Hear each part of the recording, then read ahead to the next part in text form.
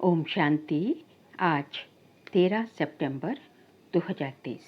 आज की शेरवाणी की मुख्य पंक्तियां हैं। मीठे बच्चे, तुम्हारा किसी से वैर नहीं होना चाहिए, क्योंकि तुम हो सबके कल्याणकारी। वैर रखने वाले को हाफ कास्ट ब्राह्मण कहेंगे।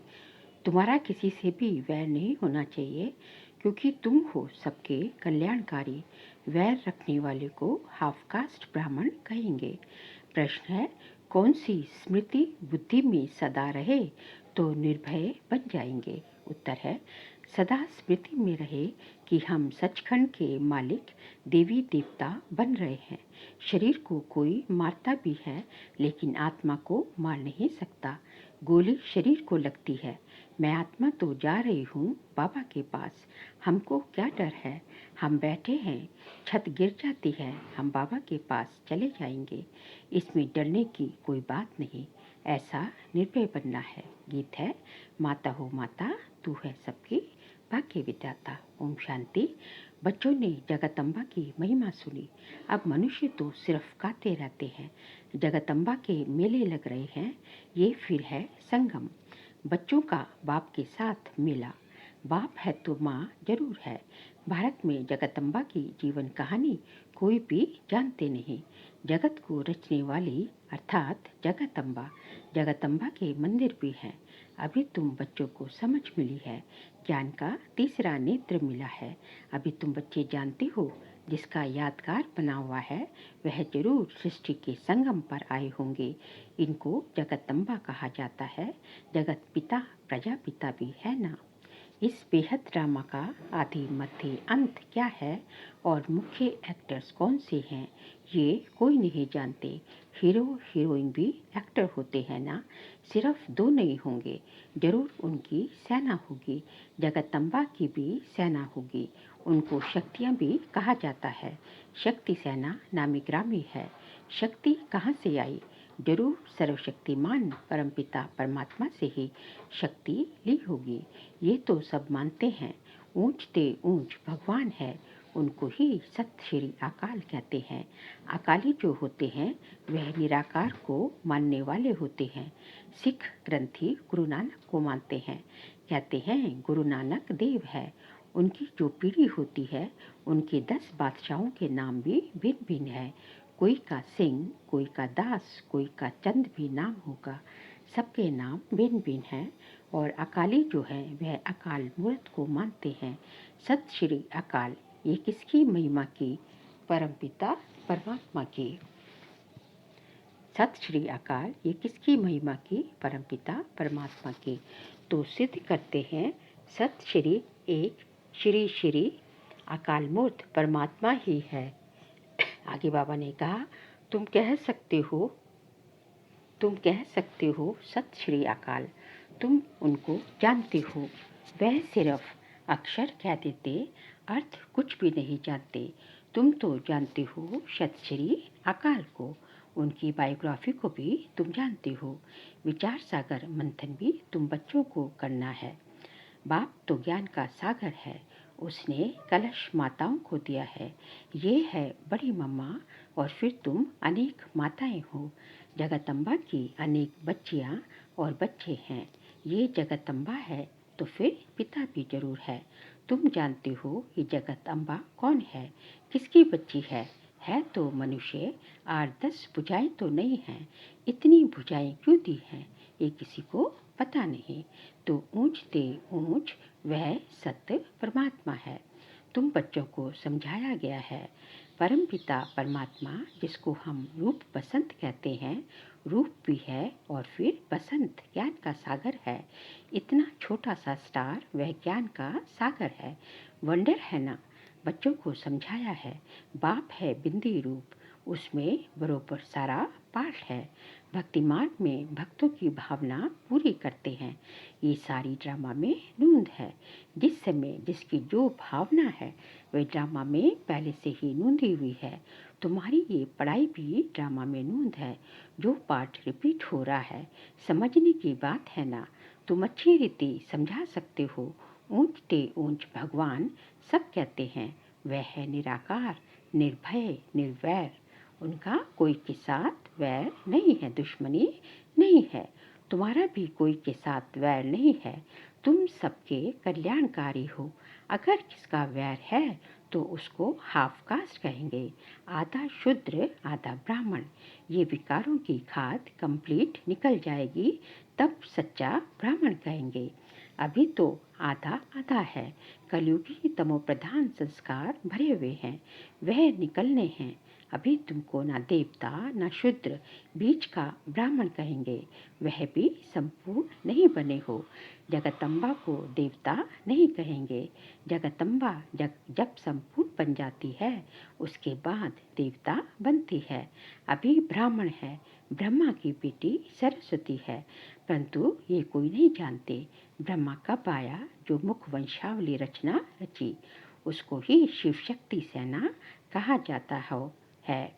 तो तुम जानते हो वह ऊंच ते ऊंच बाप परमपिता परमधाम में रहने वाले हैं। फिर सूक्ष्म वतन में है ब्रह्मा विष्णु शंकर। प्रवृत्ति मार्ग होने के कारण वह भी युगल दिखाते हैं, विष्णु को पूरा युगल दिखाते हैं। ये सब बुद्धि में रहना चाहिए। मनुष्य कहेंगे हम एक्टर हैं, तो मनुष्य को ड्रामा के आदि मध्य अंत का मालूम होना चाहिए ना। ऊंच ते ऊंच भगवान कौन है, ब्रह्मा विष्णु शंकर कौन है? क्या और भी 8-10-100 भुजा वाला कोई है? नहीं, ये सब चित्र फालतू हैं। ब्रह्मा की 100 भुजा दिखाते हैं। अब ये तो प्रजापिता है, 100 भुजा की तो कोई बात ही नहीं। ये सब रॉन्ग है। राइट वास्तव में क्या है वह भी समझना चाहिए। ऊंच ते ऊंच भगवान जो परमधाम में रहते हैं स्टार मिसल हैं। विष्णु को भी 4 भुजा दिखाई है, 2 भुजा लक्ष्मी की, 2 भुजा नारायण की। जैसे रावण के 10 शीश दिखाते हैं, 5 स्त्री के विकार और 5 पुरुष के। पहले मुख्य विकार है देह अभिमान, फिर और विकार नंबरवार आते हैं। सूक्ष्म वतनवासी ब्रह्मा तो है अव्यक्त ब्रह्मा। प्रजापिता ब्रह्मा तो यहाँ चाहिए ना साकारी सृष्टि में। ये जब संपूर्ण बन जाते हैं तो सूक्ष्म वतन में फरिश्ते बन जाते हैं। तुम भी फरिश्ते बन जाते हो। वहाँ तुम्हारा शरीर हड्डी मांस का नहीं होता, उनको फरिश्ता कहा जाता है। ब्रह्मा तो प्रजापिता यहाँ है, फिर विष्णु 2 रूप से पालना करेंगे। शंकर तो है सूक्ष्म वतन में। ये बड़ी समझने की बातें हैं। इतनी दूरादेशी बुद्धि कोई की नहीं है। तुम्हारी बुद्धि एकदम मूल वतन सूक्ष्म वतन तक चली गई है। सूक्ष्म वतन अब रचा हुआ है संगम युग में ही सूक्ष्म वतन रचा जाता है। ब्रह्मा विष्णु शंकर की भी रचना हुई है। जहाँ तक आ जा सकते हो तो ऊंच ते ऊंच भगवान, फिर ब्रह्मा विष्णु शंकर, फिर ये मनुष्य सृष्टि में देवी देवताएं। बाकी 8-10 भुजा वाले व चंडिका देवी आदि तो है नहीं। इतने सब चित्र कहाँ से आए? तुम्हारे पास कोई हथियार थोड़े ही हैं। ये सब हिंसक हथियार बैठ बनाए हैं। देवता तो होते हैं डबल अहिंसक। सूक्ष्म वतन में कोई हथियार आदि होते नहीं। चित्रों में कितने हथियार दिए हैं। इसको कहा जाता है गुड्डियों की पूजा। ऑक्यूपेशन को कोई जानते नहीं। बाबा आकर ब्रह्मा द्वारा नई रचना रचते हैं तो खुद बड़ा हो गया ना। तुम हो उनकी संतान, पुत्र और पुत्रियां। समझने वाले समझते भी हैं, परंतु फिर ये नहीं समझते कि सबकी मौत होनी है। अभी भी कितने मरते रहते हैं। अखबारों आदि में कोई दिखलाते थोड़े ही हैं, नहीं तो नाम बदनाम हो जाए। भूखे बहुत मरते हैं। एक समय मुश्किल से 2 रोटी मिलती है।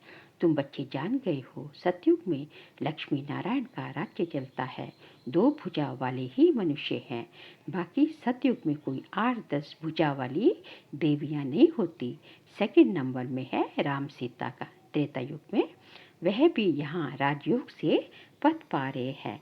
कितनी सहज बातें हैं समझने की। बाबा कहते हैं तुमने बहुत वेद शास्त्र पढ़े हैं, अब तुम मेरे से सुनो और जज करो। मैं तुम्हें सत्य सुनाता हूँ, वह सत्य सुनाते हैं। अगर वह सत्य सुनाते हैं दुनिया वाले, तो तुम सत्य नारायण की कथा से सत्य नारायण क्यों नहीं बने अभी तक? आगे बाबा कहते हैं, अभी तुम प्रैक्टिकल में सत्य बाबा से सत्य कथा सुन रहे हो। नारी से लक्ष्मी, नर से नारायण बनने की कथा है। जरूर प्रजा भी बनेगी कि सिर्फ लक्ष्मी नारायण जाकर तख्त पर बैठेंगे, प्रजा भी तो बनेगी ना। ये देवी देवताओं की राजधानी स्थापन हो रही है, फिर सतयुग में आकर राज्य करेंगे। वहाँ राजाओं को लश्कर आदि कोई होते नहीं, क्योंकि वहाँ तो लड़ाई की जरूरत ही नहीं। वहाँ तो सुख संपत्ति शांति है। लश्कर विकारी अनहोली राजाओं को होते हैं। वह तो है होली राजाएं, पवित्र राजाएं। सतयुग को होली लैंड कहा जाता है और यहाँ इसको अनहोली लैंड कहते हैं। बहुत पुराने पतित हो गए हैं, नए को पुराना बनना ही है। शरीर भी पहले नया फिर पुराना होता है, ये तो बुद्धि में बैठना चाहिए। मनुष्य होते हुए भी ड्रामा के आदि मध्य अंत को नहीं जानते। तुम जानते हो, ऊंचते ऊंच शिव बाबा मूल वतन में रहते, निराकारी दुनिया में रहते हैं, उसको निराकारी दुनिया कहा जाता है। आत्माएं बिंदियाँ भी वहाँ रहती हैं। कहाँ? हम आत्माएं भी उसी निराकारी दुनिया की रहवासी हैं। परंतु बिंदी रूप ही दे तो कोई समझ कैसे सके, बिंदी की पूजा कैसे करेंगे। इसलिए शिव बाबा के बिंदी रूप की पूजा कैसे करें, तिलक कैसे लगाएं। बाबा अमरनाथ पर भी गए हुए हैं, इसलिए शिव बाबा का क्या दिखाते हैं, लिंग दिखाते, बड़ा थोड़ा दिखाते हैं कि पूजा करनी होती है। बाबा सारा देखकर आए थे कि कैसे शिवलिंग बनाते हैं। कहते हैं वहाँ पार्वती को शंकर ने कथा सुनाई। अब पार्वती ने किस दुर्गति को पाया था जो उनको बैठ कथा सुनाई। वास्तव में तुम सब पार्वतियाँ हो, तुम जन्म मरण में आते हो और सदगति को पाने के लिए कथा सुन रहे हो। तो वहाँ पूछा शिवलिंग कहाँ है, तो बोला शिवलिंग तो आप ही निकल आता है। अरे ये कैसे होगा, वहाँ कबूतर भी दिखाते हैं। कबूतर बात करना कभी सीखते नहीं, तोते को बात करना सिखलाते हैं तो वे बोलते हैं, कंठी पड़ जाती है। तुम ज्ञान की कंठी पहनते हो। तो बाबा ने समझाया है, ऊंचते ऊंच है शिव बाबा, फिर ब्रह्मा विष्णु शंकर। प्रवृत्ति मार्ग दिखाने लिए विष्णु को 4 भुजाएं दिखाते हैं। यहाँ मनुष्य सृष्टि में ऊंचते ऊंच लक्ष्मी नारायण और उनकी राजधानी, फिर राम सीता की डायनेस्टी चलती है। ये होली डायनेस्टी पूरी होती है, फिर रावण राज्य शुरू होता है, फिर सबको पतित बनना ही है। बाकी हाँ, पिछाड़ी में जो नई आत्माएं आती हैं उनका कुछ प्रभाव निकलता है। किसका सतो प्रधानता का, किसका रजो तमो का पाठ है, ये बेहद का ड्रामा है। मनुष्य तो मनुष्य ही है, बाकी सब है गुरुओं की पूजा। तुम एक्टर्स हो ना, अभी तुम मनुष्य से देवता बन रहे हो। पढ़ाई से मनुष्य कितना ऊंच पद पाते हैं, ये भी पढ़ाई है जिससे तुम राज्य पद पाते हो। ऐसी पढ़ाई कोई होती नहीं, वह प्रिंस प्रिंसेस तो प्रारब्ध ले आते हैं। तुम यहाँ प्रारब्ध बना रहे हो। भविष्य सतयुगी के लिए कितनी ऊंची और फिर सहज नॉलेज है। सेकंड में जीवन मुक्ति जिस क्षण निश्चय हुआ, बस उस क्षण जीवन मुक्ति की प्रारब्ध मिल जाती है। हम बेहद पाप के बच्चे हैं, ईश्वरीय भूत में बैठे हैं। ईश्वरीय भूत कौन छोड़ेंगे। तो इस ड्रामा के आदि मध्य अंत को समझना है। बाप तो यथार्थ रीति बैठ समझाते हैं। जो मनुष्य सृष्टि का बीज रूप गाया जाता है, सत्य चित्त आनंद स्वरूप कहा जाता है। जरूर जब आएंगे तब तो वर्षा देंगे ना। तुम सचखंड के मालिक देवी देवता बनते हो, कोई डर की बात नहीं है। यहाँ तो कितना डर रहता है, कोई चढ़ाई ना करे। तुमको तो बिल्कुल निर्भय रहना है। शरीर को कोई मारता है, आत्मा को थोड़े ही मार सकते हैं। जो डरना चाहिए, निर्भय होने की बड़ी समझ चाहिए। बाप भी बड़े निर्भय तो बच्चे भी निर्भय। गोली शरीर को लगती है, मैं आत्मा तो जा रहा हूँ बाबा के पास, हमको क्या डर है। हम बैठे हैं, छत गिर जाती है, हम बाबा के पास चले जाएंगे। निर्भय होने में टाइम लगता है।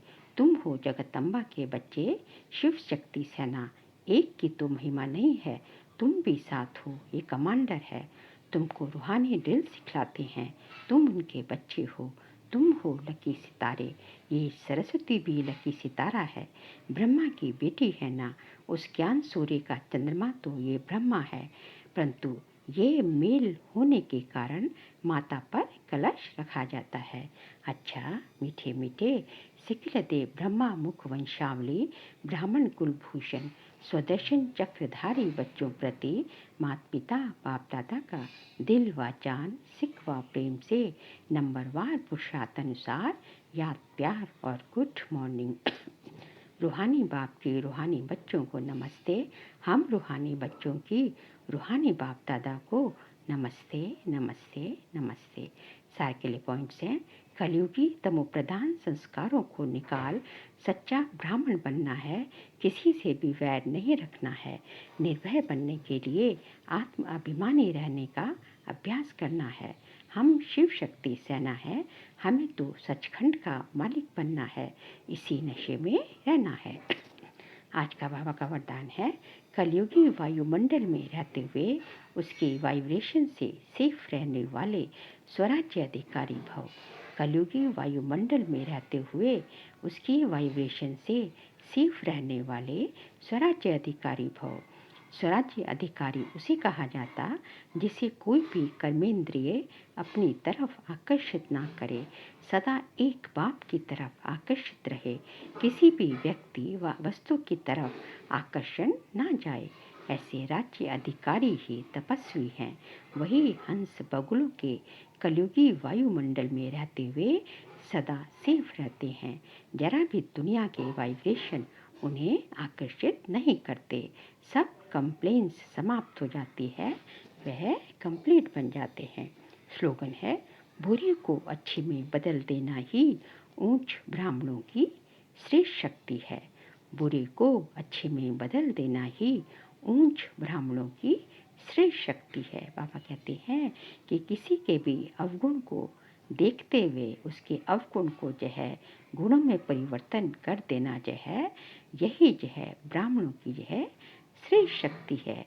कि किसी के भी अवगुण अपने चित्त में ना लेना, उसके जो है गुणों को देखना और उसको भी जो है उसको अवगुणों के परिवर्तन करने में मदद करना जो है, यही ब्राह्मणों की श्रेष्ठ शक्ति है। अच्छा, ओम शांति।